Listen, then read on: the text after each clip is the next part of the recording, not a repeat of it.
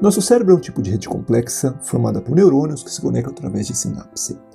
Essa rede apresenta uma estrutura altamente modular, de forma que certas regiões são especializadas. Então nós vamos ter, por exemplo, uma região para a parte motora, uma região para a linguagem, uma região para a visão, uma região para reconhecimento facial.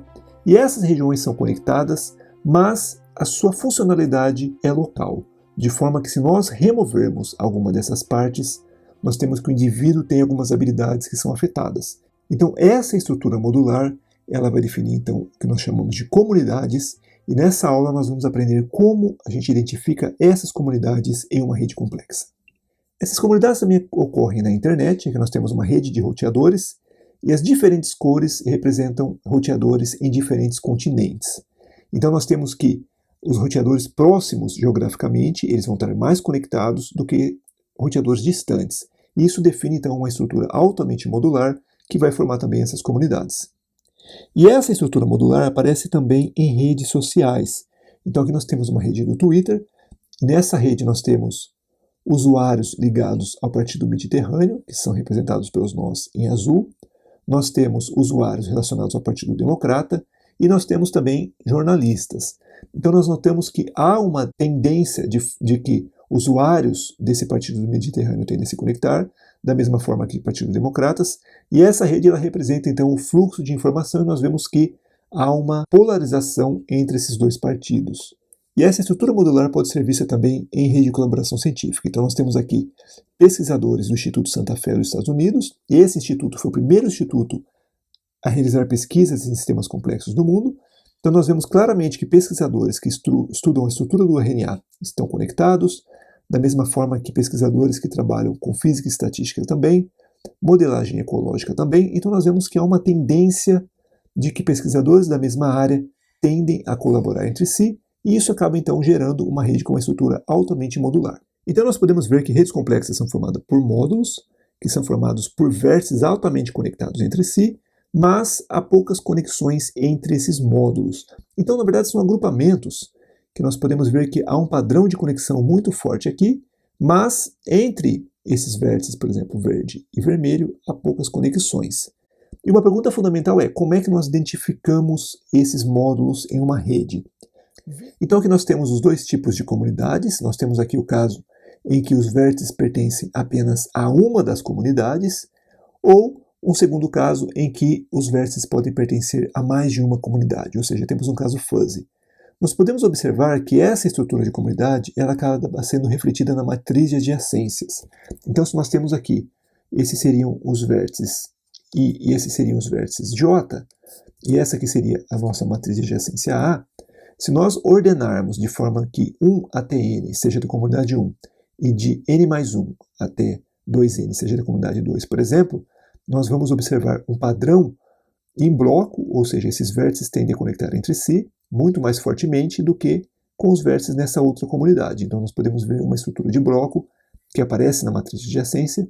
No caso fuzzy também, nesse caso aqui, as conexões são mais fortes dentro das comunidades do que entre, e esses vértices fuzzy são pouco conectados, mas podemos ter o caso também que esses vértices nessa região de intersecção são altamente conectados.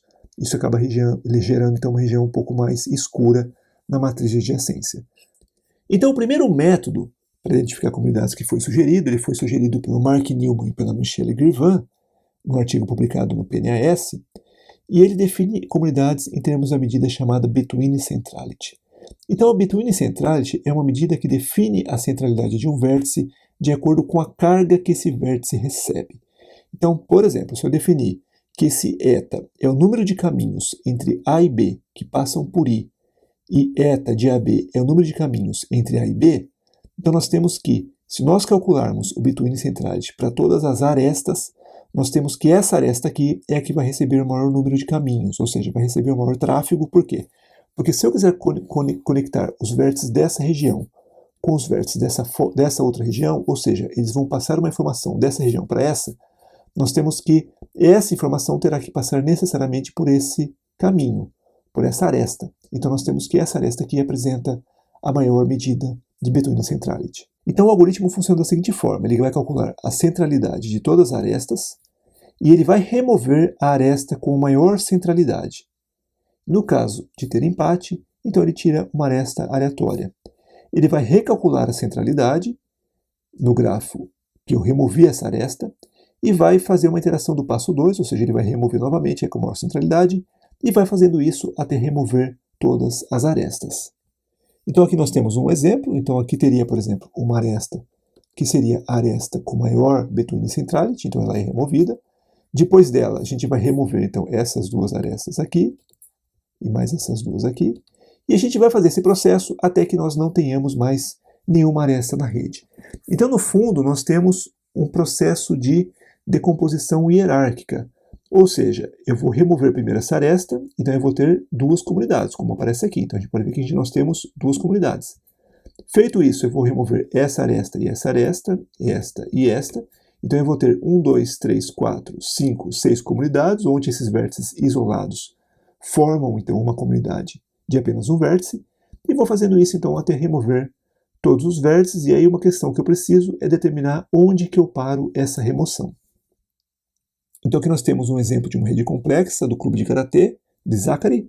E nós vamos ver que, dependendo de onde eu corto esse dendrograma, então, quando eu faço a decomposição, ou seja, eu vou removendo arestas, no fundo eu estou criando um dendrograma, e uma pergunta básica é onde que eu corto esse dendrograma, ou seja, será que eu corto esse grafo aqui, ou será que eu corto aqui também? Será que eu corto aqui também?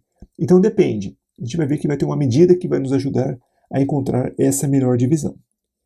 Então essa medida é chamada modularidade, e ela vai fazer o seguinte, ela vai assumir que nós temos vértices divididos em classes, onde a cada classe a gente vai associar um número inteiro. Tá? Então, se nós tivermos, nesse caso aqui, nós temos 3 classes. Então, as classes seriam, por exemplo, a classe 1, a classe 2 e a classe 3. E nosso objetivo é, então, determinar essa tendência da formação dessas comunidades. E uma maneira esperta da gente quantificar essa tendência é comparar esse grafo com uma versão aleatória. Ou seja, eu vou pegar esse grafo e vou comparar com uma versão aleatória desse mesmo grafo. Então, a primeira coisa que eu preciso calcular é o número de arestas que eu tenho dentro de cada comunidade. Como é que eu vou fazer isso? Bom, eu vou simplesmente inserir aqui os elementos da matriz de adjacência, ou seja, vai ser simplesmente 1 se tiver uma aresta e 0 caso contrário, e esse delta CI CJ é o delta de Kronecker, é a função delta de Kronecker, e ela vai ser igual a 1 se o CI é igual a CJ, e ela é 0 se o CI é diferente de CJ. Então nós temos que, se nós somarmos em IJ A e J, ou seja, todos os elementos da matriz de adjacência, e eu multiplico pelo delta de Kronecker, então eu estou obtendo o número de arestas dentro de cada comunidade. E eu divido por 2, por quê? Porque eu estou considerando IJ e depois considero JI. Então por isso que a gente divide por 2. Então essa soma aqui vai me dar o número total de arestas dentro de cada comunidade. E agora eu posso calcular também o número de arestas que é esperado entre os vértices. Então como é que vai ser isso? Imagina o seguinte, imagina que eu tenho aqui um vértice com grau K, vou chamar de KI na verdade, porque é o vértice I, e eu tenho outro vértice aqui com grau KJ. Para calcular esse número, eu faria o seguinte, eu vou simplesmente, para cada aresta de I, eu vou poder conectar com uma aresta do vértice J. Então o que eu tenho? Eu vou pegar KI eventos, então seria KI tentativas, e a chance de eu pegar uma aresta de J, quanto que vai ser? Vai ser igual a KJ, dividido pelo número total de conexões da rede, que é simplesmente 2m. Então eu vou ter um processo de Bernoulli, onde a média no processo de Bernoulli é simplesmente n vezes p, ou seja, o número de tentativas vezes a probabilidade de sucesso. O que seria o sucesso? Seria sortear uma aresta do vértice J. Então nós temos que seria, então, n seria igual ao KI, e esse KJ sobre 2m seria o meu p. E aí, se eu multiplicar pelo delta CICJ, eu vou ter, então, o número esperado de arestas dentro das comunidades se eu tiver uma rede aleatória. Ou seja, essa rede vai ser conectada de forma completamente aleatória, onde o número de arestas de cada vértice é relacionado com a rede original, ou seja, ele é o mesmo, então eu vou manter como constante. E aí, fazendo isso, então, eu vou ter então, o número de arestas, o número esperado de arestas e uma rede aleatória, onde a distribuição do grau é a mesma da rede original. Então agora, para calcular a modularidade, eu vou comparar então o número de arestas que eu tenho na rede original, dentro das comunidades, comparado com uma rede aleatória com a mesma distribuição do grau, ou seja, com a mesma sequência de grau. Então cada vértice nessa rede, original e na rede aleatória terá o mesmo número de conexões. Então, por exemplo, se o vértice 1 tem 3 conexões, na rede aleatória o vértice 1 também vai ter 3 conexões. Então o que vai mudar vai ser apenas a estrutura de conexão. O grau é mantido o mesmo. Então nós calculamos o H, que ele era AIJ delta C e CJ, e o R seria KI KJ sobre 2M. Então esses dois termos são multiplicados pelo delta de Kronecker, então eu jogo esse delta de Kronecker para fora, e assim nós definimos então a medida de modularidade. E essa medida, quando ela for maior que 0,3, então ela vai sugerir uma rede com estrutura modular. Então isso aqui não tem uma prova sobre esse resultado, mas ele é observado na prática. Então quanto maior for o valor de Q, mais definida é a estrutura modular de uma rede. Então aqui uma interpretação, então a modularidade ela vai fazer o quê? Ela vai comparar o número de conexões que eu tenho na rede real com a versão aleatória da rede real. E como é que eu obtenho, então, essa versão aleatória? Para isso, eu vou fazer, então, uma redistribuição das conexões de forma a preservar o número de conexões. Então, como é que eu faço? Eu faria assim. Então, se eu tenho aqui I conectado com J e eu tenho aqui L conectado com M, então eu simplesmente removo essa conexão entre J e L, removo essa conexão entre L e M, aí eu conecto I com L e conecto J com M. Ou seja, I e J não perderam conexão e L e M também não. Então nós vemos aqui que o grau é preservado. Então nós temos aqui o caso original, onde esse vértice tem grau 1, esse tem grau 3, esse tem grau 2, grau 2 e grau 2. Após fazer essa reconexão, nós temos que esse vértice tem grau 1, esse tem grau 2, esse tem grau 3, esse tem 2 e esse tem 2. Então vemos que o grau dos vértices é preservado. Essa seria a rede original e essa aqui seria a rede, então, aleatória. Então eu vou fazer o quê? Eu vou comparar essas duas redes para calcular essa medida de modularidade. Então essa medida ela vai retornar um valor que vai me dizer se aquele padrão de comunidades observado na rede real, se ele é fruto de uma aleatoriedade, ou seja, se eu simplesmente reorganizar a rede ele vai surgir, ou se ele é algo, então, específico para aquela rede complexa. Então quanto mais específico, mais bem definida é a estrutura modular. Então aqui nós temos um exemplo. Então se eu simplesmente separar essa rede em duas comunidades, então aqui nós temos uma comunidade, outra comunidade, nós temos que a modularidade vai ser igual a 0,41. Se eu simplesmente falar que essa é uma comunidade e essa aqui seria a segunda, a modularidade é 0,22, ou seja, ela cai bastante. Nesse caso que eu tenho apenas uma comunidade, a modularidade vai ser 0. E no caso que eu tenho cada vértice pertencente a uma comunidade, a modularidade pode ser negativa. Então nós vemos que nosso objetivo então vai ser maximizar esse valor da modularidade, porque essa maximização vai fazer com que as comunidades apareçam na minha rede. Então agora que nós temos um método para quantificar uma divisão em comunidades para uma rede, então nós temos a medida de modularidade, nós podemos então agora adaptar o método de Van-Neumann para esse caso. Então nós vamos incluir mais 2 passos, onde o cálculo da modularidade vai estar embutido. Então como é que funciona o algoritmo agora? Então eu simplesmente calculo a medida de centralidade para todas as arestas, então eu calculo o between centrality, removo a aresta com maior betweens, então eu simplesmente vou remover essa maior, vou calcular a modularidade depois de fazer essa remoção. Feito isso, eu recalculo o betweens e volto para o passo 2. Então eu removo novamente esse aresta com maior betweens, calculo a modularidade, guardo esse valor e vou fazendo isso até que eu remova todas as arestas da minha rede. Então, no fundo, o que a gente vai ver é que essa modularidade ela vai aumentando, ela vai chegar a um certo pico e depois ela começa a cair. E esse pico aqui, ele vai então identificar qual é a melhor divisão da minha rede. Então eu vou simplesmente removendo, então esse vai ser os passos do meu algoritmo, e depois que eu removi todas, eu simplesmente volto no algoritmo original, no processo original, e vou remover até chegar nesse pico, e aí então eu vou ter então as comunidades. Então aqui nós temos um exemplo, vejam só, eu vou remover essa primeira aresta, que teria a maior between centrality, vou calcular a modularidade, então feito isso, a modularidade pula para cá. Venho aqui, removo essa aresta, a modularidade pula para cá, removo essa próxima, e vou removendo de forma que a modularidade começa a cair. Então o que acontece? Depois que eu removi todas as arestas, eu volto na original, e vou removendo novamente até chegar nesse pico. Então vejam só, eu identifiquei uma comunidade aqui, 2 comunidades e 3 comunidades. Então esse seria o caso em que nós temos o maior valor de modularidade para essa rede. Então essa seria a separação ideal que nós podemos obter com o algoritmo de Green-von-Neumann. Bom, então esse algoritmo ele tem algumas vantagens e desvantagens. Uma vantagem é que ele é muito fácil de entender, porque na verdade ele é baseado em carga que um vértice recebe. Ele é muito fácil de implementar, porque na verdade nós temos apenas que calcular a medida de betweens para cada aresta, calcular a modularidade e depois fazer esse processo novamente até obter a maior modularidade possível. E ele não tem que tomar muita decisão arbitrária, então é simplesmente um algoritmo muito direto. E quais seriam as desvantagens? As desvantagens estão relacionadas com o custo computacional. Então esse algoritmo é um algoritmo bastante caro, então ele é da ordem de nL ao quadrado, onde L é o número de arestas. Isso acaba sendo muito dispendioso, então para redes grandes esse algoritmo ele acaba não sendo uma boa opção. Então uma outra alternativa para nós calcularmos as comunidades é utilizar então um processo de otimização.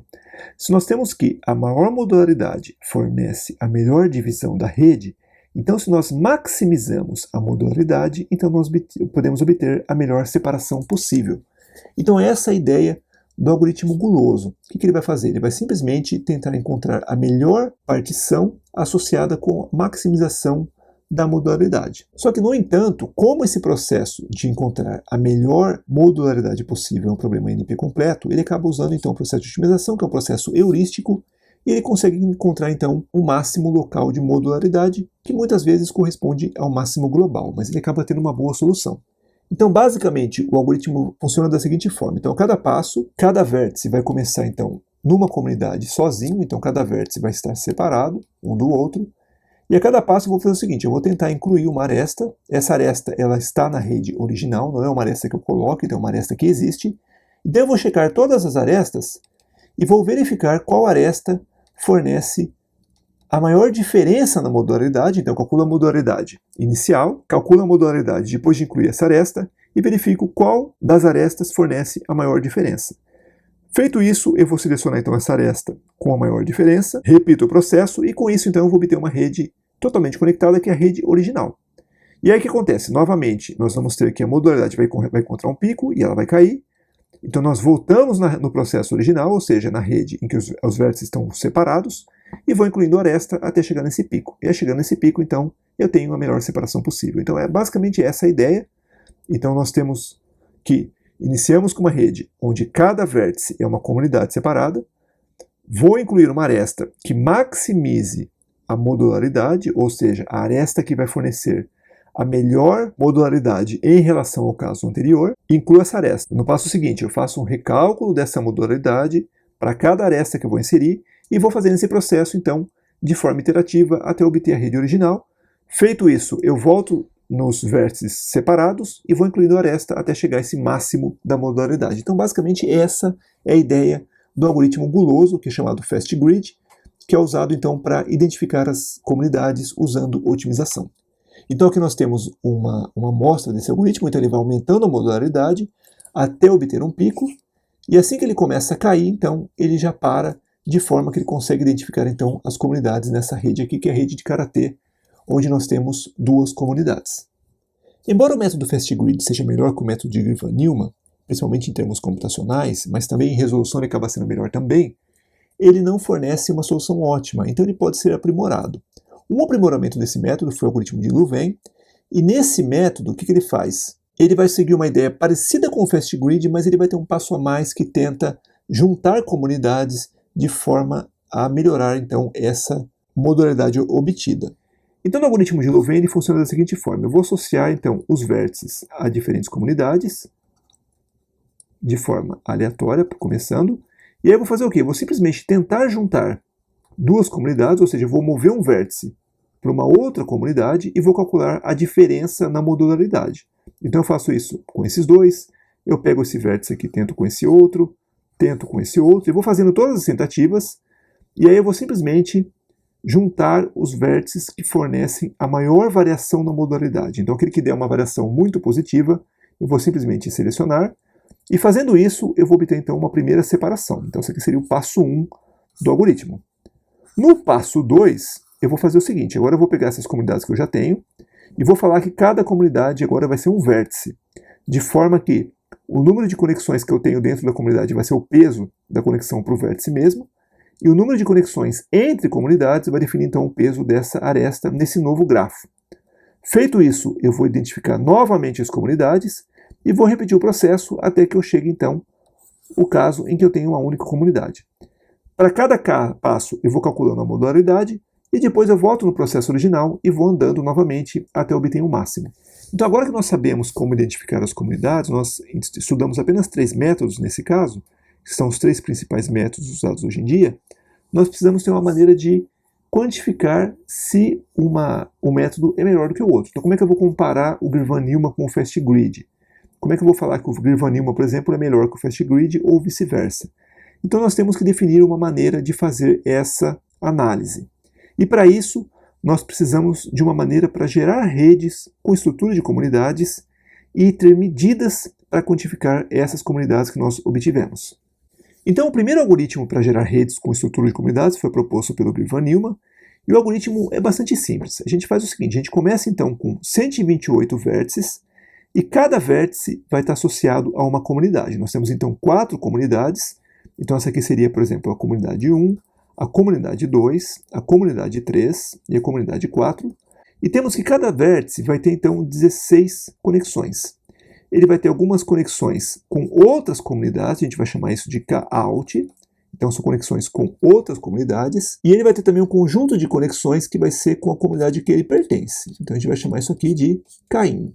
E o que nós vamos fazer vai ser o seguinte, vai tentar variar o K-in e o K-out de forma que a soma desses dois valores seja igual a 16. Então, por exemplo, se o K-in for igual a 12, o K-out vai ser igual a 4. Se o K-in for igual a 8, o K-out também é 8. Se o K1 for igual a 10, o K-out é igual a 6. Então, se nós aumentarmos, por exemplo, o K-out, ou seja, nesse caso o K-out é muito baixo, mas se eu vou aumentando o K-out, nós vemos que vai chegar um ponto que nós não teremos mais uma estrutura de comunidades. Então, por exemplo, quando o K-out é maior que 8, nós temos que o número de ligações dentro e fora da comunidade é mais ou menos o mesmo, então nós temos uma rede sem estrutura de comunidades. Então nós conseguimos verificar como que o método, ou seja, em termos da modularidade, por exemplo, como que o método se comporta nesses diferentes casos. O que é esperado? Se nós temos, por exemplo, um gráfico de modularidade e eu estou variando o K-out, então se o K-out for 0, nós temos então o máximo de modularidade, e se eu vou aumentando o K-out, então a modularidade começa a cair, certo? Então se eu tenho aqui a modularidade, se eu vou então tornando as comunidades mais difíceis de serem identificadas, nós temos que essa modularidade então vai decrescendo cada vez mais. Então aqui nós temos um exemplo desse método, nós temos então que se nós aumentarmos então o K-out e calcularmos a fração de vértices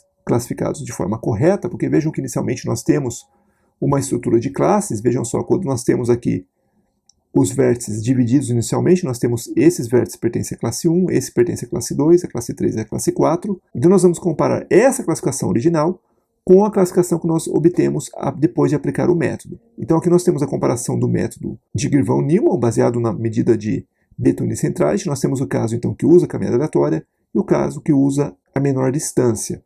Então nós vemos que, como esse caso de menor distância está para cima, então ele acaba sendo mais preciso do que o caso que considera a caminhada aleatória. Embora esse método de Grignard-Newman ele seja um bom método para nós compararmos métodos de identificação de comunidades, no fundo ele tem alguns problemas. Um deles é o seguinte, as redes são regulares, ou seja, os vértices têm aproximadamente o mesmo número de conexões, e o número de comunidades é fixo, além do que o tamanho das comunidades também é fixo. Então nós temos aqui 128 vértices dividido por 4 comunidades. Se nós verificarmos o número de comunidades e fizermos a distribuição do tamanho para algumas redes reais, então nesse caso aqui colaboração científica, nós vemos que o tamanho da comunidade ele segue aproximadamente uma lei de potência, ou seja, eu vou ter muitas comunidades com poucos vértices, comunidades pequenas, enquanto que algumas comunidades vão ser muito grandes. Então isso indica que a estrutura das redes reais não são estruturas regulares, são estruturas altamente irregulares. Então, dessa forma, nós temos que ter um algoritmo que vão gerar redes mais realistas, ou seja, redes mais parecidas com as redes reais. Então, o algoritmo para resolver esse problema foi proposto pelo Lancinete, Fortunato e Radici, que é chamado LFR, e nesse algoritmo ele vai gerar, então, redes que possuem distribuição de conexões do tipo lei de potência, ou seja, vão ser redes sem escala, e o tamanho das comunidades também vai seguir uma lei de potência. Então, a gente vai ter uma lei de potência tanto na distribuição do grau, quanto no tamanho das comunidades, que é o que a gente observa, então, nas redes reais. E ela vai ter um parâmetro chamado μ. Esse parâmetro ele vai controlar, então, a fração de conexões entre comunidades. Então, quanto maior for esse parâmetro, mais difícil é a identificação de comunidades, porque elas vão ser muito mais conectadas. Então, esse parâmetro ele vai atuar como aquele caout no modelo de Griffin-Newman. E além de ter um método para gerar as redes com estrutura de comunidades, eu preciso de uma medida que valide essas comunidades. Então, uma medida muito usada é chamada informação mútua. Essa informação mútua ela é usada em agrupamento de dados, então ela pode ser adaptada então, para redes complexas, e ela é baseada então, na entropia de Shannon. A entropia de Shannon, lembre-se, é simplesmente um somatório de P de x log de P de x. Ela vai medir o quanto de informação nós temos de uma variável aleatória. Nesse caso aqui, simplesmente vai ser a entropia de uma comunidade, então onde esse P de CI vai ser simplesmente a fração de vértices que pertencem àquela comunidade. Então vamos supor que eu tenho uma rede com 100 vértices e eu tenho 20 vértices numa comunidade. Então esse P de CI vai ser igual a 0,2. Usando então a entropia de Shannon, a gente pode então definir a informação mútua. A informação mútua ela vai ser simplesmente uma medida de informação que vai comparar duas variáveis aleatórias e ela vai ser igual a zero se duas variáveis aleatórias são independentes. Então lembre-se, aqui nós temos uma distribuição conjunta, aqui nós temos a marginal de C1, a marginal de C2. Então eu tenho que, se duas variáveis aleatórias são independentes, nós temos que a distribuição conjunta é simplesmente o produto das marginais. E o que essa medida está fazendo é simplesmente comparando isso. Então quer dizer, se ela for igual a zero, indica que não tem relação entre essas duas comunidades. Enquanto se ela for muito alta, nesse caso ela ainda não está normalizada, mas se ela for muito alta, então indica que essas comunidades são relacionadas. Então, o que nós vamos fazer? Nós vamos então definir então, essa medida para comunidades, em termos da fração de vértices. Então, feito isso, nós podemos então agora normalizar. Para normalizar, a gente vai usar então a entropia dessa variável C1, da variável C2. Informação mútua normalizada é simplesmente duas vezes a informação mútua dividido por essa soma. Então, com isso, então, nós vamos ter um valor entre 0 e 1. Ou seja, se nós temos igual a 1, nós temos a mesma divisão, ou seja, nós comparamos a divisão original com a divisão obtida, então ela é perfeita, ou seja, eu consigo identificar perfeitamente as comunidades, então quanto mais próximo de 1, melhor é o método, e quando for igual a 0, indica que as duas divisões são independentes, ou seja, indica que a entropia, então, daquelas duas variáveis vai ser igual a 0. Então aqui nós temos um exemplo, então nós temos aqui uma estrutura de comunidades que a gente gerou, e aqui nós temos então, que quando nós aumentamos esse parâmetro μ, ele vai tornando então essas comunidades mais conectadas, e vemos que quanto mais aumentamos I, a informação mútua vai caindo. Então ela vai ser muito alta no começo, vai ser igual a 1, porque eu consigo identificar completamente comunidades, e a partir de 0,4 nesse caso, ela começa então a cair rapidamente. Então com isso, eu posso agora então comparar os métodos. Então aqui nós temos a informação mútua normalizada para o algoritmo de Griffin-Newman para gerar os grafos, então aqueles grafos regulares de 128 vértices, e aqui nós temos usando então o benchmark do Fortunato, que é o LFR. Então nós vemos que nesse caso aqui, por exemplo, o método de Louvain, ele fornece a melhor separação, porque quanto mais acima, quanto mais dessa região, melhor é o método, enquanto que o método Grid Optimization vai ser o pior. Tá? Nesse caso aqui, o melhor método vai ser esse de Havas, o segundo seria o método de Louvain, e aí então nós podemos então comparar e verificar qual que é o melhor método para uma certa rede que eu tenho. Na verdade, esse algoritmo e esta medida de quantificação de quão boa é a separação é muito usado quando eu desenvolvo um novo algoritmo. Vamos supor que eu quero então agora criar um novo algoritmo de detecção de comunidades. Então eu preciso comparar esse algoritmo com outros. E como é que eu faço isso? Para isso eu vou fazer o quê? Eu vou criar então esse gráfico e aí a partir desse gráfico eu vou então verificar se o meu método aparece mais aqui em cima. Então quanto mais em cima é melhor. Então se ele for um método muito bom, for um método muito mais preciso e ele for rápido, ele acaba sendo usado então pela comunidade. Bom, há muitos outros métodos para identificar comunidades, então nós temos métodos que são chamados locais, que são baseados apenas na informação do vértice. Temos métodos espectrais, que vão simplesmente calcular o espectro da matriz de adjacência ou da matriz laplaciana. Temos métodos baseados em processos dinâmicos, como baseado, por exemplo, em sincronização de osciladores, em caminhadas aleatórias. E temos métodos estatísticos, que são baseados em Stochastic Block Models. O que esse método faz? Ele vai assumir, então, que eu tenho uma estrutura original onde nós temos as comunidades, e o que ele vai fazer é usar a inferência bayesiana para tentar que, dado que eu tenho uma observação, que seria a minha rede, como é que eu infiro, então, essa estrutura original. Então, essa é uma maneira também de eu encontrar as comunidades na minha rede. Quem tiver interesse em se aprofundar um pouco mais, pode pegar então essas referências aqui. A primeira é uma revisão de métodos de comunidades proposta pelo Fortunato, publicada em 2016 na revista Physical Reports. Nesse artigo ele mostra vários métodos, compara vários métodos e mostra principalmente onde você encontra esses métodos implementados. Há uma outra revisão também do Fortunato de 2010, que é um pouco mais antiga, onde ele define a parte teórica desses métodos. Então, nesse artigo aqui seria mais prático, esse aqui seria mais teórico. E também tem o capítulo 9 do livro do Barabasi, que também vai falar sobre comunidades. Então, quem tiver interesse, eu recomendo principalmente esse artigo aqui do Fortunato, porque ele acaba sendo um artigo muito prático. Então, na prática, a gente acaba querendo usar muitos métodos, mas é bom conhecer cada um deles. Então, quem tiver interesse em estudar e fazer pesquisa nessa área, esse guia do Fortunato é um bom começo.